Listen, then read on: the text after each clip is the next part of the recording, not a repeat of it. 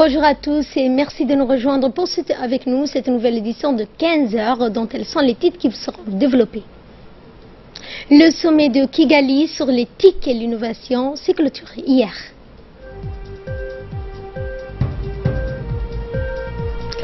Également dans l'actualité, la caravane médicale est à Yobouki.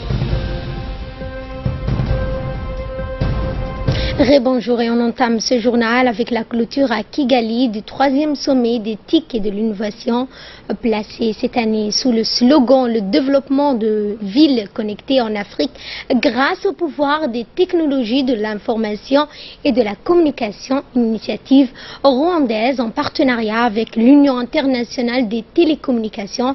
Il s'agit en fait de répondre aux défis de développement à travers l'utilisation et l'adoption des services à large bande et connexes.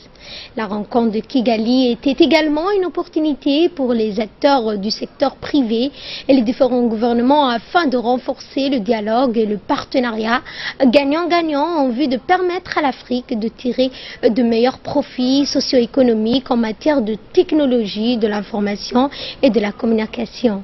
Smart Africa prévoit différents événements annexes comme le sommet Smart Women, Femmes connectées et le forum des villes connectées d'Afrique, tandis que les jeunes participants bénéficieront d'une plateforme au cours de laquelle ils soumettront leurs idées à des investisseurs technologiques potentiels.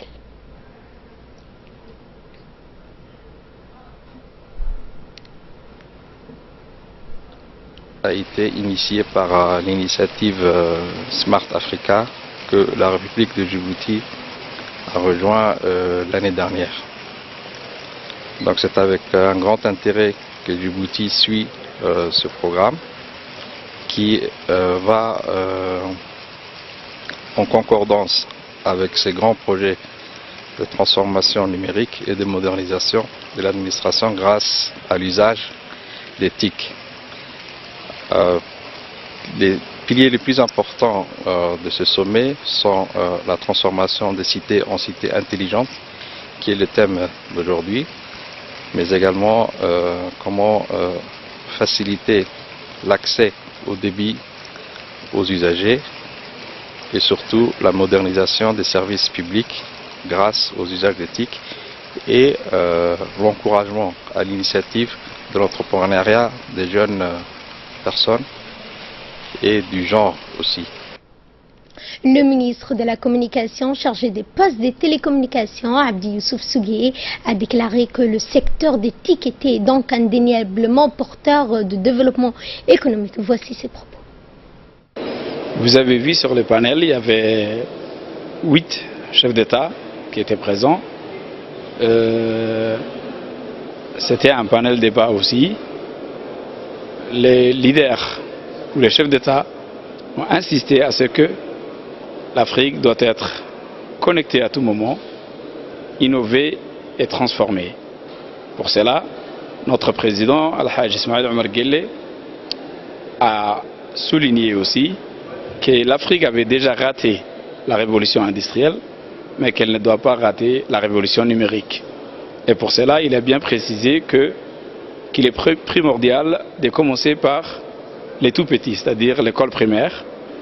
Nous avons commencé à Djibouti à ce que les écoles primaires soient des écoles connectées aussi, et nous allons bientôt inaugurer ou bien lancer officiellement l'activité intitulée les classes connectées à partir du 17 mai 2017, qui coïncide aussi la journée internationale des télécommunications.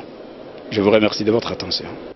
Et retour à Djibouti, nous vous en parlions dans les titres après le lancement des consultations et opérations des médecins spécialistes à Ataïa. Le ministre de la Santé s'est rendu hier matin à Yobouki pour superviser de visu les différentes activités menées dans cette localité. Le ministre de la Santé, accompagné du ministre de l'Environnement, des députés de la région, le préfet Mohamed Cheko, le vice-président du conseil régional, des élus locaux ainsi que de ses proches collaborateurs sont arrivés sur place. La délégation ministérielle a été donc chaleureusement accueillie, comme vous le voyez donc sur ces images, acclamées à cette occasion. Des danses folkloriques ont été exécutées et des chants entonnés. Regardez.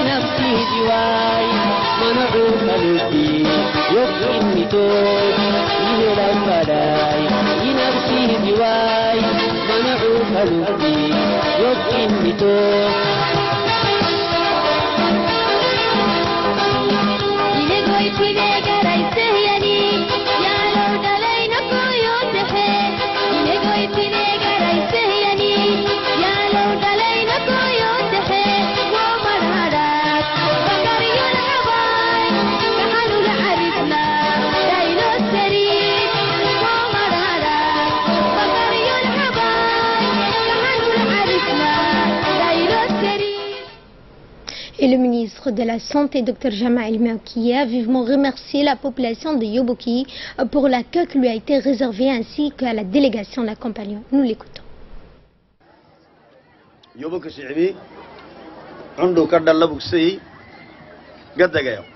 Je voulais remercier chaleureusement l'accueil grandiose de la population de Yoboki, les sages, les mères, les enfants, tous ensemble.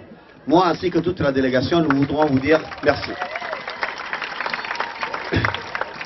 Sous les instructions du président de la République, son Excellence M. Ismaël Omar Guelleh, le département de la santé a pris à bras le corps sa mission et a dépêché non seulement des grandes caravanes d'envergure dans les régions, mais aussi des mini-caravanes dans les villages les plus peuplés, tels que Yoboki, Asseela, Bakéré et Sankal.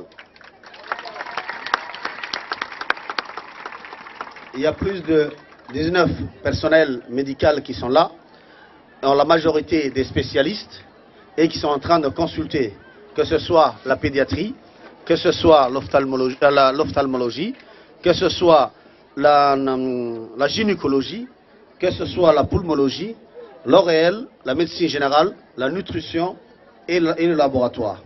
Tous ces personnels sont là pour pouvoir faire une consultation de masse pour la population de Yoboki, cela en répondant massivement à l'appel et à la nécessité qu'il y a dans la région en matière sanitaire.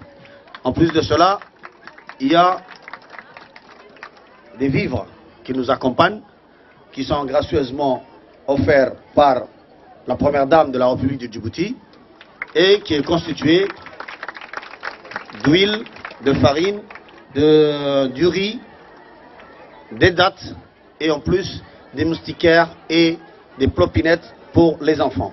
Pour leur exhorter toute la population de Yoboki de profiter de cette caravane. Le premier jour, hier, c'est-à-dire la caravane a vu plus de 1000 personnes et nous comptons aujourd'hui doubler ce chiffre et que toute la population de Yoboki puisse en profiter. Que ce soit les enfants, que ce soit les mères ou que ce soit les sages, tous nous vous exhortons de profiter puisque les médicaments sont là, les médecins sont là et la consultation ainsi que tout acte médical est gratuite. Donc il faut que tout le monde puisse profiter de cela.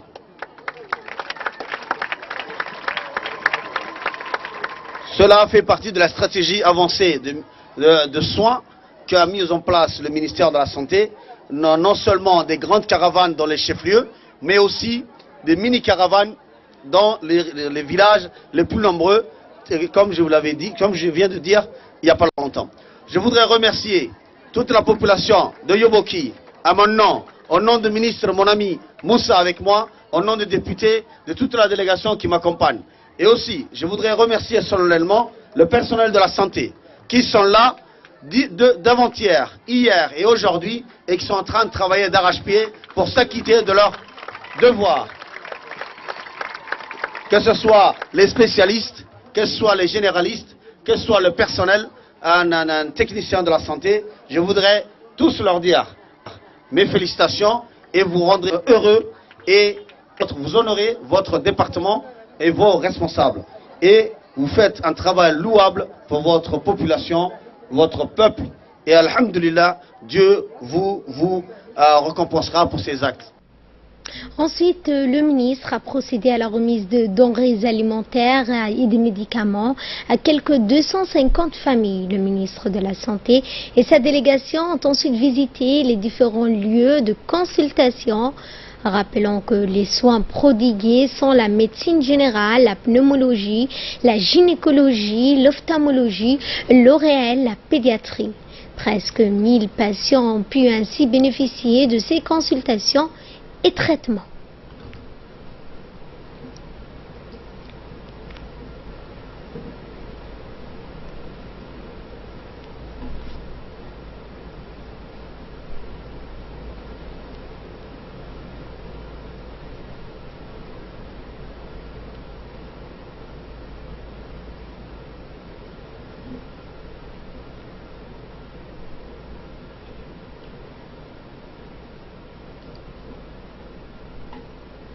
La délégation ministérielle s'est ensuite entretenue avec les élus locaux ainsi qu'une rencontre avec les représentants des femmes de Yoboki.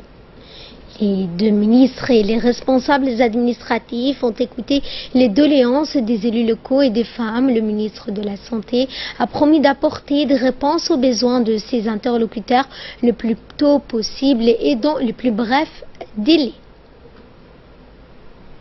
Direction la ville de Hayou, le ministre du Travail chargé de la réforme de l'administration, M. Hassan Idriss Samri, a donc présidé hier matin une cérémonie de clôture de l'atelier de formation entrepreneuriale qui s'est déroulée au sein du conseil régional de Bok.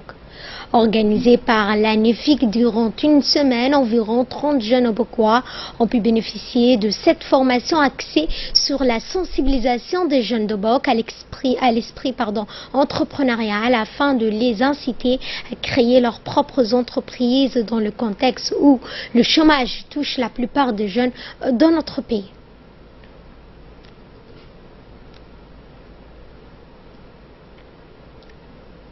L'administration a initié ce projet pour que les jeunes de toutes les régions puissent proposer leurs projets et même tout d'abord à être formés pour bien présenter ces projets qui seront dans le nord. Il y a le port de Tajoura, il y aura aussi d'autres projets à Obok. Donc pour cela, il faut que les jeunes, c'est une bonne nouvelle que les jeunes se préparent aussi et qu'il y ait aussi un bureau ici de l'ANEFIP et d'une importance capitale pour savoir bien sûr, et j'exhorte les jeunes à aller vers ces bureaux et pour avoir aussi les bases de données nécessaires pour trouver une bonne introduction dans la région de Bok. Et dans un mot prononcé à cette occasion, le ministre du Travail a rappelé que la promotion de l'entrepreneuriat demeure à l'ère actuelle la seule option et une alternative pour lutter contre le chômage et la précarité. Nous l'écoutons.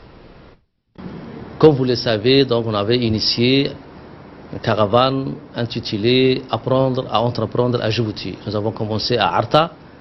Aujourd'hui, nous sommes à Obok. Et Inch'Allah, on va clôturer cette caravane à Dekhel, donc le jeudi prochain. Pourquoi cette caravane? Conformément aux instructions du chef de l'État, le président de la République, il nous a donné des instructions fermes et claires en disant il faut que les jeunes djiboutiens trouvent du travail. l'État ne peut plus embaucher. Pourquoi? Parce que chaque année, l'État embauche, donc, et à la fin, ça devient presque impossible. Avant que cette chose devienne impossible, il faut maintenant trouver des solutions. D'où l'idée de créer des jeunes entrepreneurs. Donc cette idée est venue de là. Non seulement l'entrepreneur va mieux vivre, mieux même que la fonction publique, mais va également à son tour employer des personnes. Sous le leadership du président de la République, on a toujours beaucoup de soucis pour vous afin que vous puissiez trouver un emploi, et c'est notre mission, c'est notre rôle. C'est la raison pour laquelle le président de la République nous a confié ce ministère, c'est de trouver un emploi à nos jeunes. Dans chaque région, le ministère du Travail a ouvert un bureau. Un bureau, quelle est l'utilité de ce bureau? L'utilité de ce bureau, c'est de recenser les chômeurs de la région. Combien de chômeurs existent dans la région d'Obok? La première tâche de ce bureau est un bureau de recensement. Le deuxième objectif de ce bureau, c'est de connaître le nombre de diplômés dans la région d'Obok. Chacun doit donc presser, n'est-ce pas, sa cervelle pour qu'il puisse dégager un projet rentable. Et nous vous garantissons la confidentialité de votre projet. Je vous souhaite bonne chance et je vous remercie infiniment de votre aimable attention. Et dans le cadre de la clôture de la saison sportive scolaire 2016-2017, le ministre de l'Éducation nationale de la formation professionnelle, Moustapha Mohamed Mahmoud, a donné le coup d'envoi hier après-midi au complexe sportif du Roi Fahd du Challenge Sport scolaire. Le ministre de l'Éducation nationale a été accueilli en grande pompe par les responsables des équipes concurrentes dans les différentes disciplines du sport collectif, à savoir le football, le volleyball, le basketball et le handball. Après les différentes rencontres sportives à tous les niveaux, durant toute l'année dans les régions et dans la capitale, le challenge du week-end a vu la confrontation des meilleures équipes dans chaque discipline. Objectif poursuivi étant de redynamiser et détecter les futurs champions afin de leur inculquer les valeurs de civisme, de patriotisme et de solidarité ainsi que l'esprit d'équipe et de fair play. Dans l'éducation, cette fois, l'Institut universitaire de technologie industrielle, en collaboration avec le Centre de recherche informatique, a organisé hier la deuxième édition de la journée des carrières en informatique. Constituée pour l'ensemble d'étudiants de la licence appliquée de base de données et de logiciels et de licence appliquée en réseau et télécommunications, ainsi que pour mieux se faire connaître auprès des professionnels, la filière informatique, en exposant oralement et par affiche les résultats de leurs projets. À cet effet, plusieurs directeurs du département informatique et les chefs de service venant principalement de l'EDD, de Djibouti Télécom, de l'agence NC ainsi que de Groupe Coupèche ont répondu présents à cet événement. Cet exercice-là est très intéressant pour les étudiants puisque ça permet à la fois de présenter leurs compétences en informatique, mais aussi leurs compétences en communication. Et donc, comme ils ont en face d'eux des informaticiens, en fait, on a fait venir les responsables informatiques des différentes entreprises. Et donc, c'est une façon de présenter un peu, de voir tout leur travail qu'ils ont fait. Donc, ces projets tutoriels permettent de fédérer pas mal de cours qu'ils ont eu pendant les 3 dernières années, à la fois en DUT et en 3e année. Et donc c'est l'occasion aussi de montrer un peu à nos partenaires les formations qui existent à l'université. Et suivant à présent ces quelques réactions de certains étudiants. Pour la 2e année consécutive, l'Institut universitaire de technologie industrielle, en collaboration avec le CRI de l'Université de Djibouti, organise une journée des carrières en informatique de l'UTI. l'objectif de cette journée est de faire connaître les compétences en informatique de nos étudiants en troisième année, licence appliquée en base de données et logiciels et licence appliquée en réseau télécommunications auprès des professionnels. Pour cela, les étudiants doivent présenter à partir des posters les résultats de leur projet tutoré. Ceci étant dit, je souhaiterais remercier les entreprises et les organismes qui ont répondu présent à notre invitation, malgré un emploi du temps très chargé. Nous le remercions beaucoup. Notre projet s'intitule la gestion des convocations et de planification des examens. Notre but est de concevoir une application web chargée de la répartition des étudiants lors des salles dans différentes salles, tout en respectant la localisation, la capacité et l'état de la salle. Notre projet comporte deux interfaces, la planification qui est le planning lors des examens et la convocation que recevra le surveillant concerné. Cette application peut être utilisée dans des entreprises, dans des sociétés ou même dans l'administration publique ou privée qu'elle le soit. Et dans le reste de l'actualité, le commandant de la garde-côte, le colonel Waas Amar Bourré, a accueilli hier la direction générale des gardes-côtes à l'Escale. Le commandant en chef de l'opération EUNAVFOR, Atalante, le général-major Rob Magovan, pour visiter les installations et les bateaux. Le général Rob Magovan a félicité le colonel Waas Amar Bourré pour les efforts et le travail effectué avec détermination afin d'assurer la sécurité et la sûreté maritime djiboutienne. Il a ensuite souligné que la garde-côte djiboutienne est une institution importante dans le domaine de la sécurité et la sûreté maritime régionale en matière de lutte contre la piraterie maritime aux côtés des forces européennes depuis le début de ces opérations.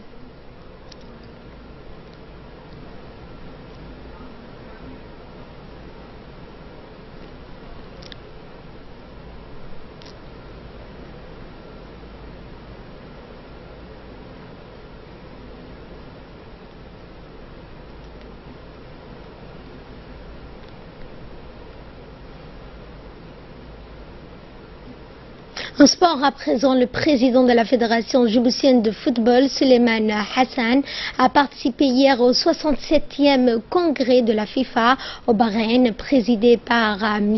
Infantino, le président de la Fédération internationale de football. L'ordre du jour avait porté sur le rapport financier, le rapport d'activité et le rapport de gouvernance de la FIFA de l'année 2016, ainsi que sur les réformes statutaires des 66e congrès de la FIFA. Et l'actualité sur la scène politique internationale, il y a donc cette visite du président palestinien Mahmoud Abbas a été donc reçue par Vladimir Poutine dans la station balnéaire de Sochi au sud de la Russie. Il lui a donc donné l'accolade et a réaffirmé le soutien de la Russie à la situation et à la solution des deux États. Pour le chef du Kremlin, cela doit passer par un dialogue direct entre Israël et les Palestiniens. Mahmoud Abbas qui dit donc attendre bientôt la visite de Donald Trump, quant à lui évoquer le lien entre l'extrémisme et l'impasse palestinienne, alors que des centaines de Palestiniens prisonniers en Israël sont en grève de la faim depuis près d'un mois pour protester contre leurs conditions de détention. Les tensions dans les territoires occupés restent vives et les affrontements avec l'armée israélienne fréquents.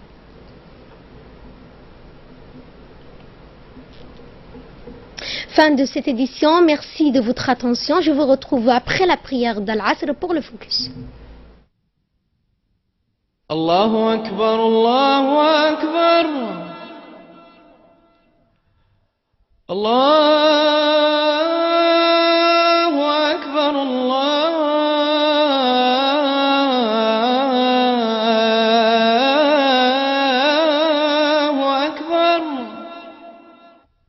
أشهد أن لا إله إلا الله.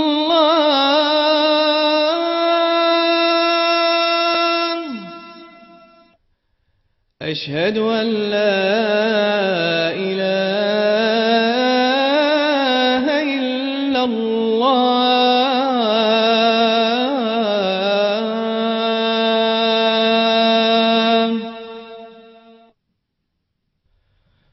أشهد أن محمدا رسول الله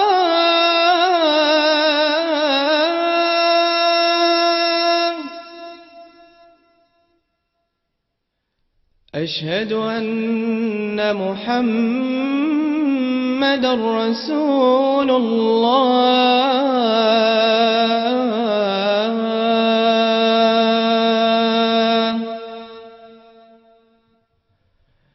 حي على الصلاة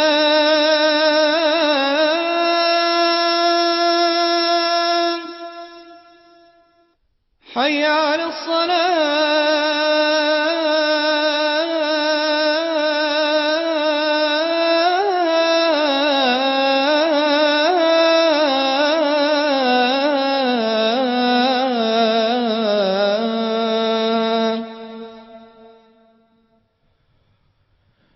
حي على الفلاح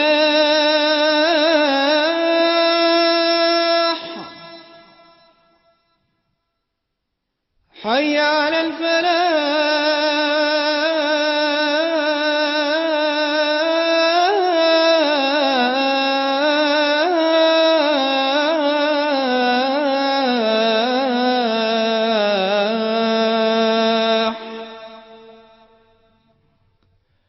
الله أكبر الله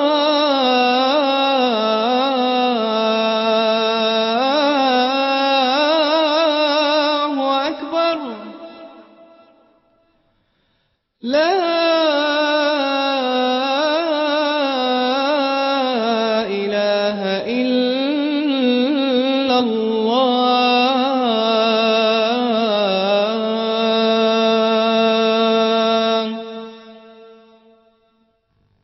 اللهم رب هذه الدعوة التامة والصلاة القائمة آت سيدنا محمدا الوسيلة والفضيلة وابعثه اللهم مقاما محمودا الذي وعدته إنك لا تخلف الميعاد.